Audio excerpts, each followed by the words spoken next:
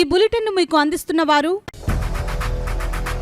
8 దశాబ్దాలుగా 4 తరాల విశ్వాసం. మంచి హస్తవాసి గల కాకినాడ డాక్టర్ బసవయ్య గారు సోరియాసిస్, బొల్లి, C5C6 cervical spondylosis, L4L5 lumbar spondylosis, gastric ulcer, మూల వ్యాధి, అజీర్తి, స్త్రీల ఋతు సమస్యలు, PCOD, పేనుకొరుకుడు, పిప్పిగోళ్లు, ఆనెలు, సూరేడుకాయలు, తల వెంట్రుకలు రాలిపోవుట, తలలో చుండ్రు, మాడుకోటు నివారణలో ఉభయ తెలుగు రాష్ట్రాలలో అగ్రగామి Kakinada doctor Basavaiah Ayurveda hospital. CMR shopping mall ఎదురుగా గన్నాబత్తుల కళ్యాణ మండపం building, PP road, Bhimavaram.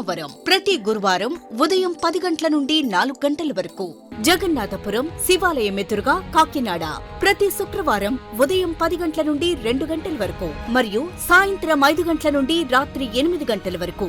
Kotipalli bus stand, దుర్గగుడి వెనుక 2వ వీధి, రాజమండ్రి ప్రతి ఆదివారం ఉదయం 9 గంటల నుండి మధ్యాహ్నం 3 గంటల వరకు. Welcome to KCC news. నేను సోనా. First headlines.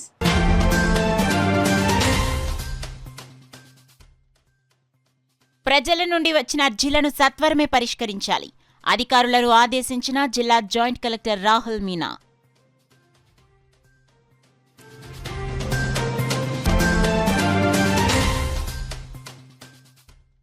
ఈ నెల 5న ఉపాధ్యాయ MLC పోలింగ్ ప్రక్రియను సమర్థవంతంగా నిర్వహించాలి. పోలింగ్ అధికారులు, సిబ్బంది శిక్షణా కార్యక్రమంలో ARO జె వెంకట్రావు.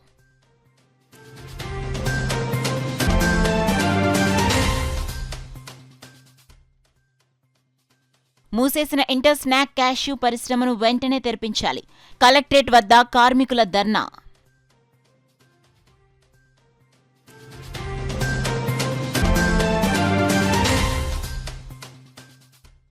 పోలీస్ వర్గం సందర్భంగా భక్తులు వెలిగించిన దీపాలతో శోభాయమానంగా విరాజిల్లిన పాదగయ క్షేత్రం.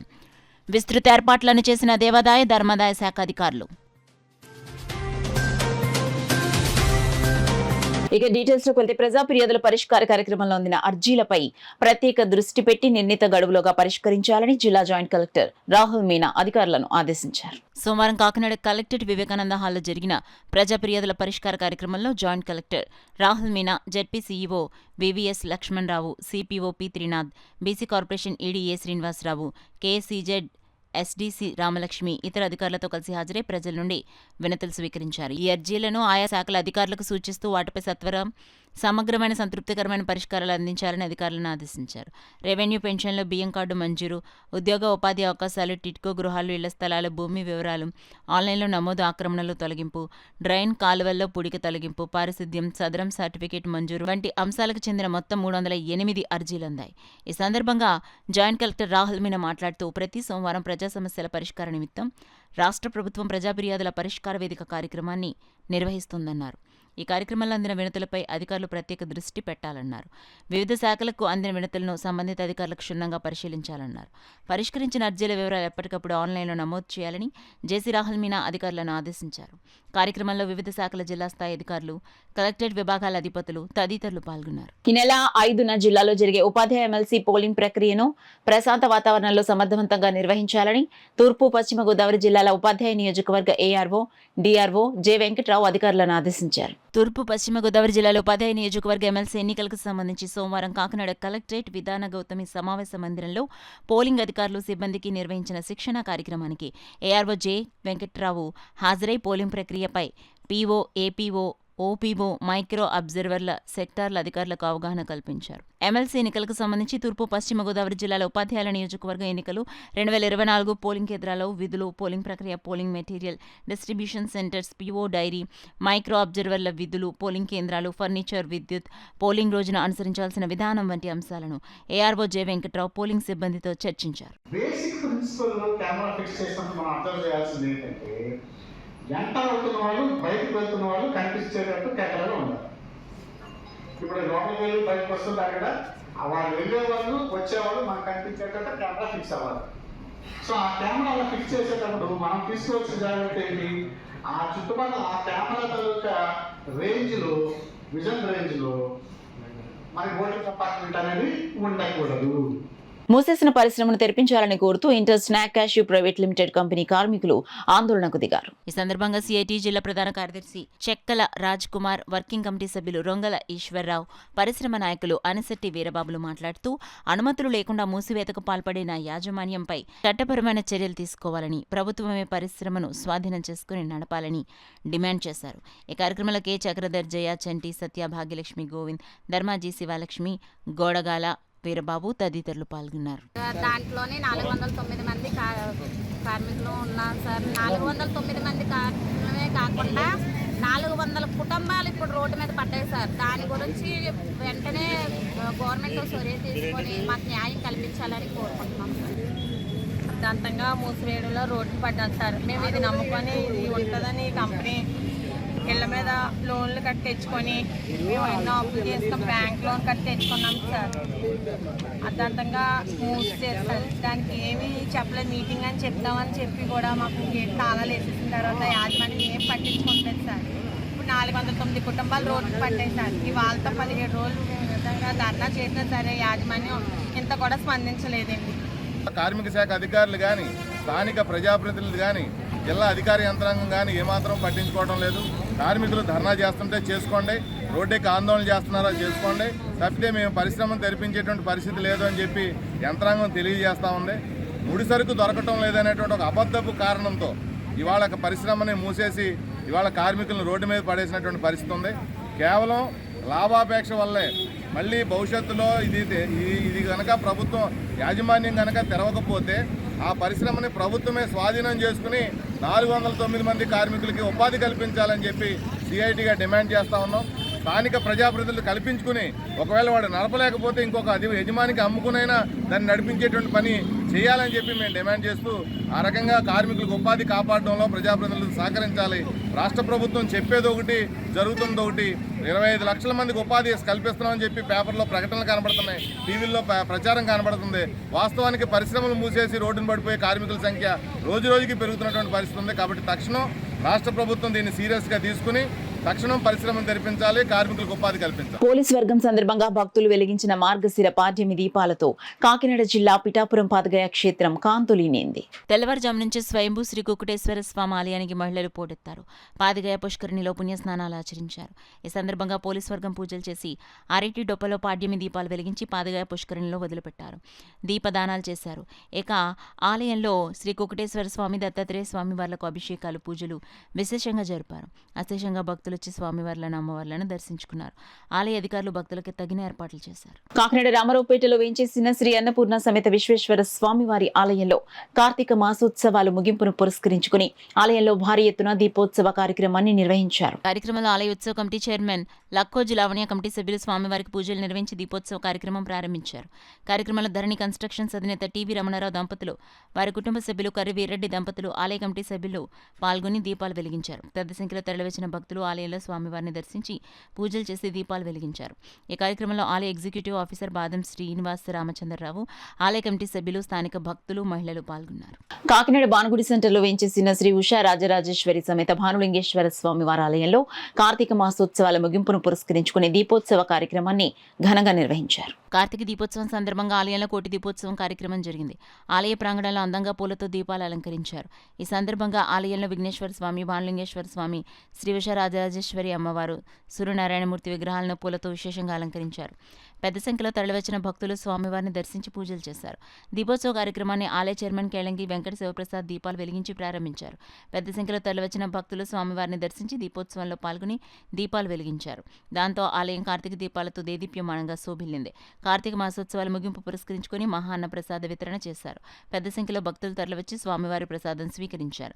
కార్యక్రమంలో ఆలయ ఉత్సవ committee chairman Kelangi Venkata Sivaprasad, executive officer Srinivasarao, ఉత్సవ కమిటీ సభ్యులు, మహిళలు పాల్గొన్నారు. 10,000 మంది భక్తులు వచ్చి ఇక్కడ దీపాలు వెలిగించుకుని స్వామివారికి నైవేద్యం పెట్టి అన్ని కూడా అన్నప్రసాదాలు పెట్టి స్వీకరించడం జరిగింది. ఇప్పుడు ఈరోజు ఇక్కడ మహా అన్నదానం ఏర్పాటు చేయడం జరిగింది 1,500 మందికి. ఈ మహా అన్నదానం ఇచ్చిన దాత అప్పారావు గారి దంపతులు, వాళ్ళకి ఈరోజు ఆశీస్సులు ఇవ్వాలని కోరుకుంటున్నాను.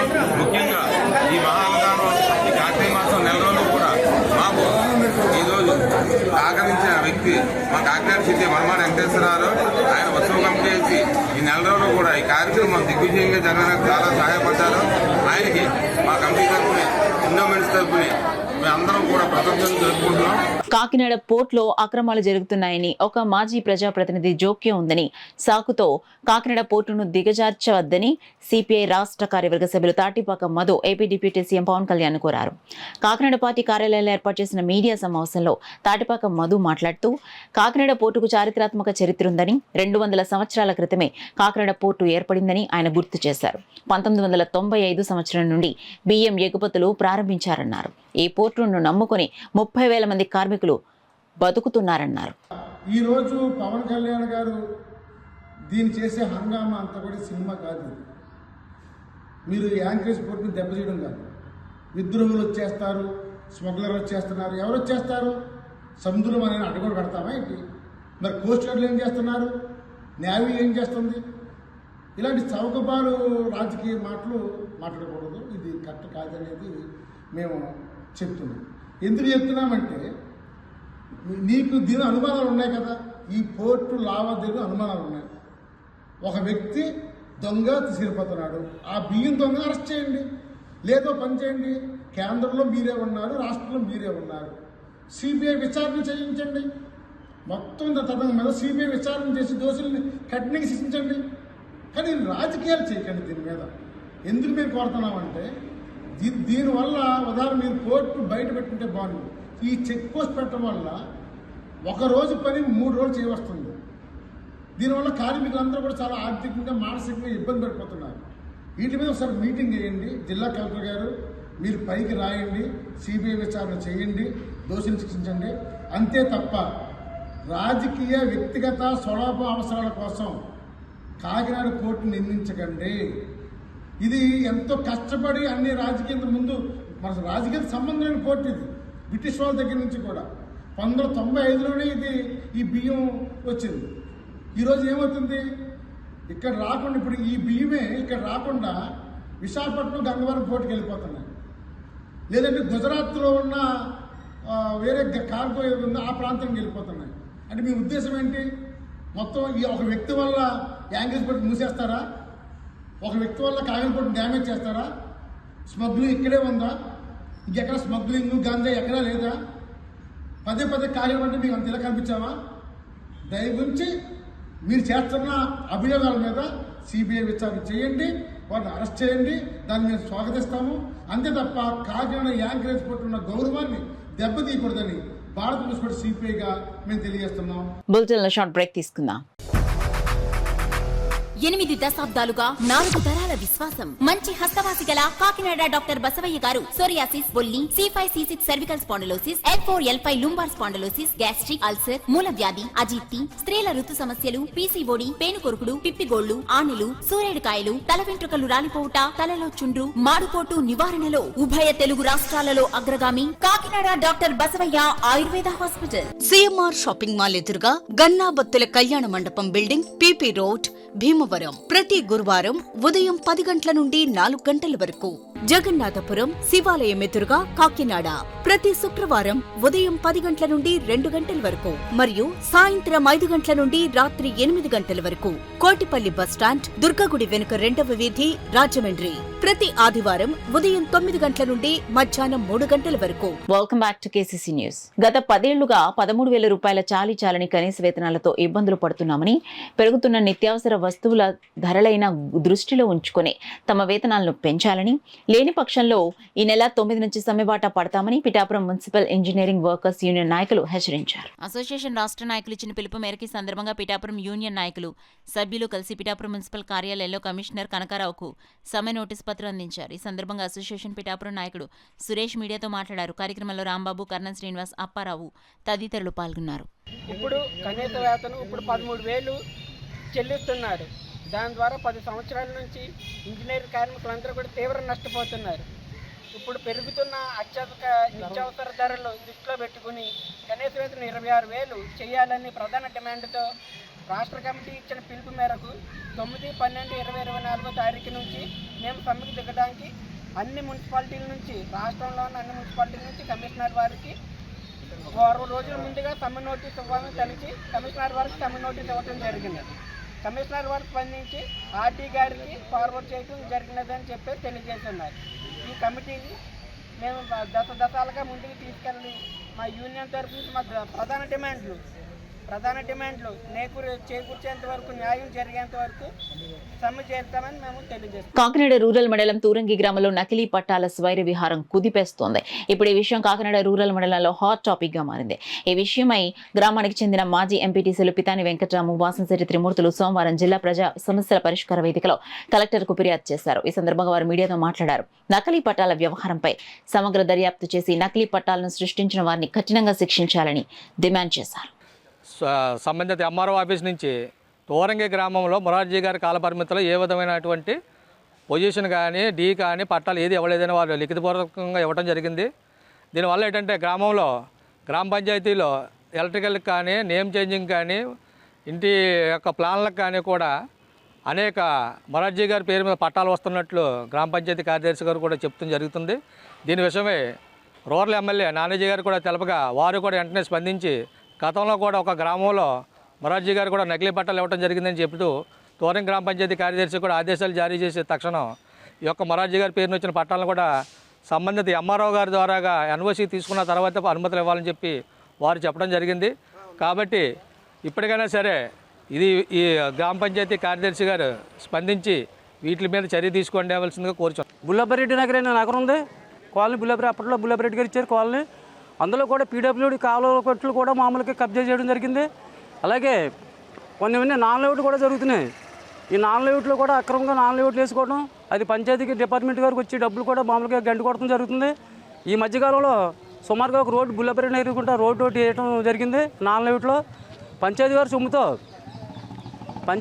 అప్పటి ఈవో గారు దాన్ని బ్రేక్ చేయడం జరిగింది. ఆ బ్రేక్ చేసిన జరిగితే మళ్ళీ కొత్తగా ఈవో రావడం జరిగింది. మరి ఏ వైద్యం జరిగిందో తెలియదు కానీ మళ్ళీ రోడ్డు కూడా దాన్ని పూర్తి చేయడం జరిగింది.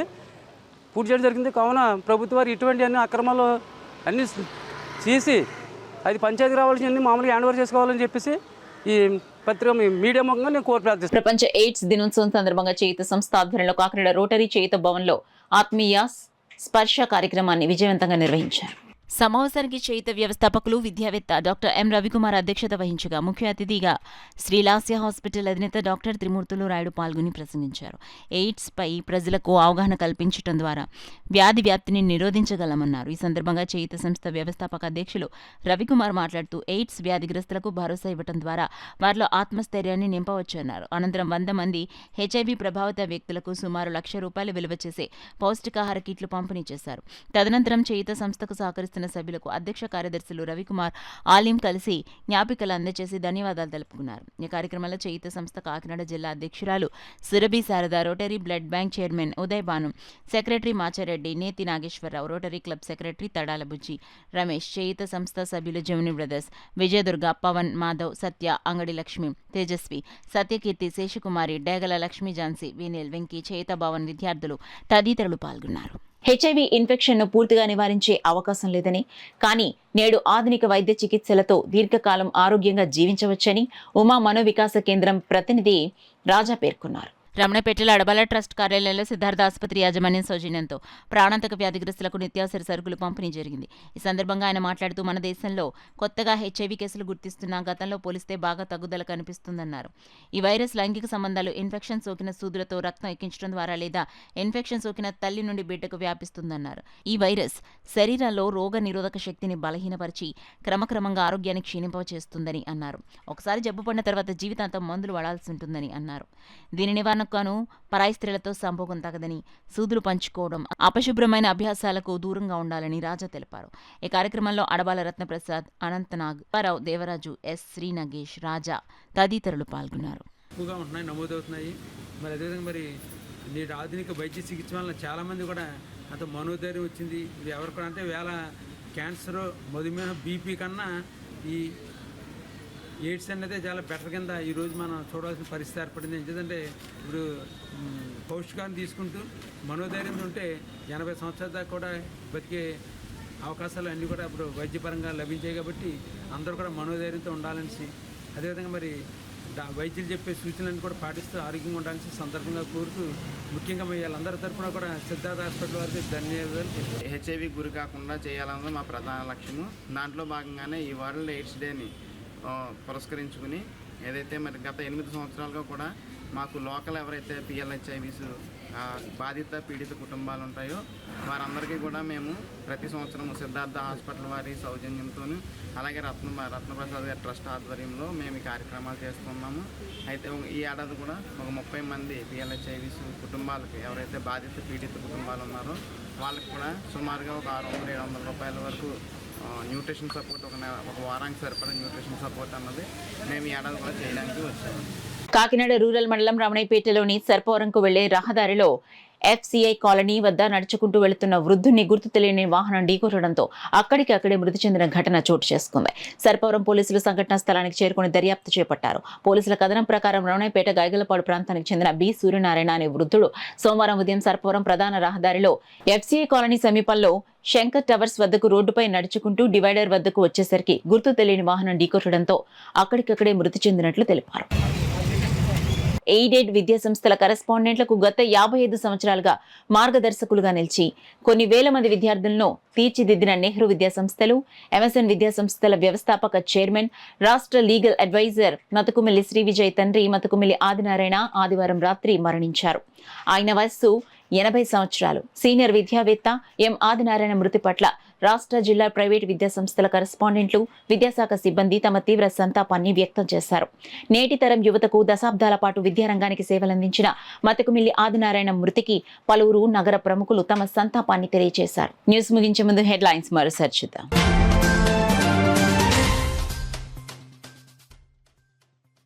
ప్రజల నుండి వచ్చిన అర్జీలను సత్వరమే పరిష్కరించాలి. అధికారులను ఆదేశించిన జిల్లా joint collector Rahul Meena.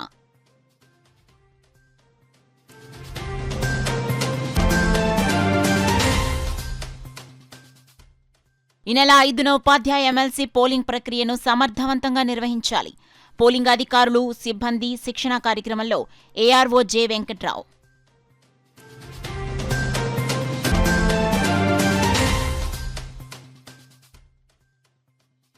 మూసేసిన inter snack cashew పరిశ్రమను వెంటనే తెరిపించాలి. కలెక్టరేట్ వద్ద కార్మికుల ధర్నా.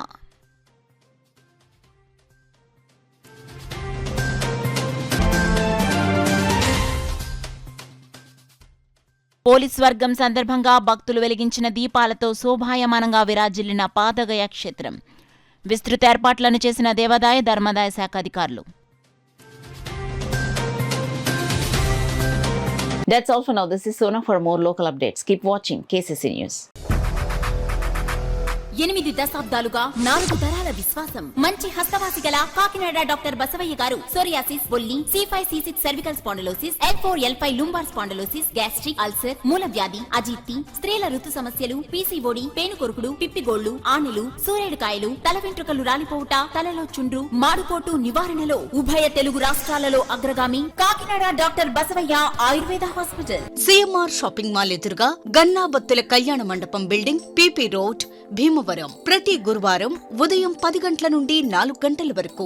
జగన్నాథపురం శివాలయం ఎదురుగా కాకినాడ ప్రతి శుక్రవారం ఉదయం 10 గంటల నుండి 2 గంటల వరకు మరియు సాయంత్రం 5 గంటల నుండి రాత్రి 8 గంటల వరకు. కోటిపల్లి బస్టాండ్, దుర్గగుడి వెనుక 2వ వీధి, రాజమండ్రి ప్రతి ఆదివారం ఉదయం 9 గంటల నుండి మధ్యాహ్నం 3 గంటల వరకు.